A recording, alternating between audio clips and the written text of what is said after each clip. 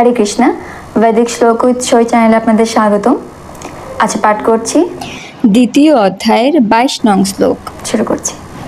মুখবন্ধু ওং অজ্ঞানতিমিরন্ধস্য জ্ঞানঞ্জনশলাকয়া চক্ষুরুন্মিলিतं যেন তস্मै শ্রীগুরুবে নমঃ।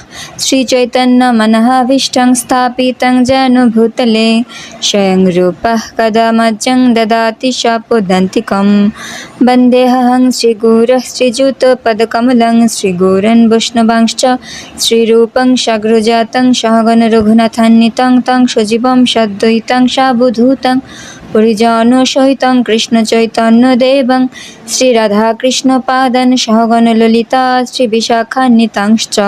হে কৃষ্ণ করুণা সিন্ধু দীনবন্ধু জগৎপতে গোপেশ গোপিকাকান্ত রাধাকান্ত নমস্তুতে।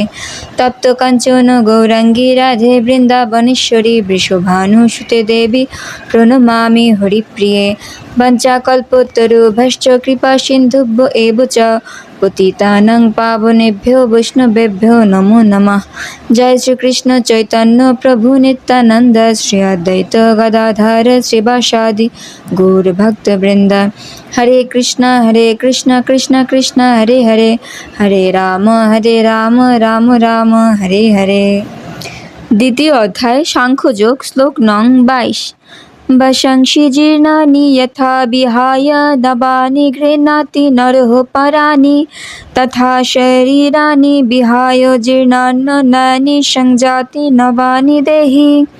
শব্দের অর্থ: বাসাংসি বস্ত্র, জীর্ণানি জীর্ণ, যথা যেমন, বিহায় পরিত্যাগ করে, নবানি নতুন বস্ত্র, গৃহণাতি গ্রহণ করে, নর মানুষ, অপরাণি অন্য, তথা তেমনই, শরীরাণি শরীর, বিহায় ত্যাগ করে, জীর্ণানি জীর্ণ, অন্যানি অন্য, সংজাতি ধারণ করে, নবানি নতুন দেহ, দেহি শরীর।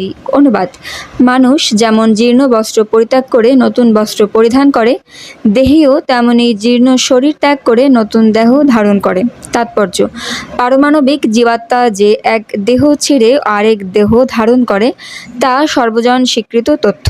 তবু আধুনিক যুগের কিছু বৈজ্ঞানিক আত্মার অস্তিত্বে বিশ্বাস করে না, অথচ হৃদয় থেকে কেমন করে শক্তি সঞ্চালিত হয় তা বোঝাতে পারে না, কিন্তু তারাও স্বীকার করতে বাধ্য হয় যে প্রতি মুহূর্তে দেহের পরিবর্তন হচ্ছে এবং এই পরিবর্তনের ফলেই দেহে শৈশব, যৌবন ও বার্ধক্য দেখা যায়। বার্ধক্যের পর আত্মা অন্য দেহ ধারণ করে। এই সম্বন্ধে ইতিপূর্বেই দ্বিতীয় অধ্যায়ের 13 নং শ্লোকে বিশদভাবে আলোচনা করা হয়েছে। পরমাত্মার কৃপার ফলেই অণু আত্মা ভিন্ন ভিন্ন দেহ প্রাপ্ত হয়। বন্ধু যেমন বন্ধুর মনোবাঞ্ছা পূর্ণ করে, পরমাত্মাও তেমন অণু আত্মার মনোবাঞ্ছা পূর্ণ করেন। মুন্ডক উপনিষদ ও শ্বেতাশ্বতর উপনিষদে আত্মা ও পরমাত্মাকে একই গাছে বসে থাকা দুটি পাখির সঙ্গে তুলনা করা হয়েছে। তাদের মধ্যে একটি পাখি জীবাত্মা, সেই গাছের ফল খাচ্ছে। অন্য পাখিটি শ্রীকৃষ্ণ তার বন্ধুকে পর্যবেক্ষণ করে চলেছেন। এই দুটি পাখি গুণগতভাবে যদিও এক, তবুও তাদের একজন সেই জড়জাগতিক গাছের ফলের আকর্ষণে আবদ্ধ, আর অন্যজন একান্ত সুহৃদের মতো তার কার্যকলাপ কেবল পর্যবেক্ষণ করে চলেছে। শ্রীকৃষ্ণ হচ্ছেন সাক্ষীরূপ পাখি, আর অর্জুন হচ্ছেন ফল আহারে রত পাখি। যদিও তারা একে অপরের বন্ধু, তবুও তাদের একজন হচ্ছেন প্রভু এবং অন্যজন হচ্ছেন ভৃত্য। জীবাত্মা পরমাত্মার সঙ্গে তার এই সম্পর্কের কথা ভুলে যাবার ফলেই এক গাছ থেকে আরেক গাছে, অর্থাৎ এক দেহ থেকে আরেক দেহে সে ঘুরে বেড়ায়। এই জড় দেহরূপ বৃক্ষে জীবাত্মা কঠোর সংগ্রাম করছে, কিন্তু যে মুহূর্তে সে অন্য পাখিটিকে পরম গুরুরূপে গ্রহণ করতে সম্মত হয়, যেভাবে অর্জুন শ্রীকৃষ্ণের উপদেশ লাভের জন্য স্বতঃস্ফূর্তভাবে তার কাছে আত্মসমর্পণ করতে সম্মত হয়েছিলেন, তৎক্ষণাৎ অধীন পাখিটি সমস্ত শোক থেকে মুক্ত হয়। মুন্ডক উপনিষদে 3.1.2 ও শ্বেতাশ্বতর উপনিষদে 4.7 নং শ্লোকে প্রতিপন্ন করে বলা হয়েছে: সমানে বৃক্ষে পুরুষো নিমগ্নঃ নিশয়া শোচতি মুহ্যমানঃ জুষ্টং যদা পশ্যত্য ন মিষমস্য মহিমানুমিতি বিতশোকঃ। দুটি পাখি একই গাছে বসে আছে, কিন্তু যে পাখিটি ফল আহারে রত সে গাছের ফলের ভোক্তারূপে সর্বদাই শোক, আশঙ্কা ও উদ্বেগের দ্বারা মুহ্যমান। কিন্তু যদি সে একবার তার নিত্যকালের বন্ধু অপর পাখিটির দিকে ফিরে তাকায়, তবে তৎক্ষণাৎ তার সমস্ত শোকের অবসান হয়, কারণ তার বন্ধু হচ্ছেন পরমেশ্বর ভগবান এবং তিনি সমগ্র ঐশ্বর্যের দ্বারা মহিমান্বিত।